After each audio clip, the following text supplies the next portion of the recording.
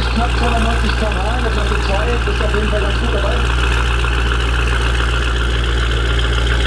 Vollständigkeit halber war das eine 11,5 auf der Viertelmeile.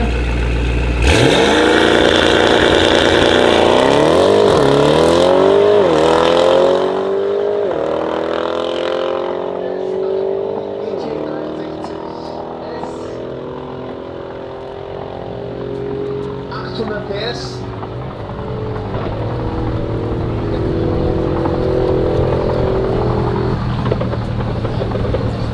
Und da haben wir knapp 250 km/h auf der Uhr stehen.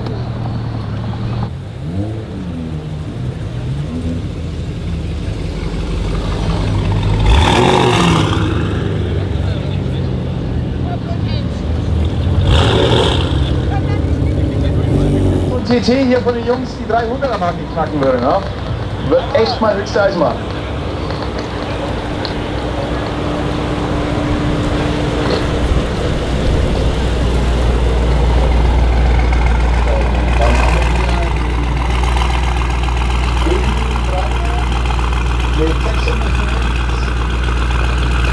Gegen den Mercedes 63 S.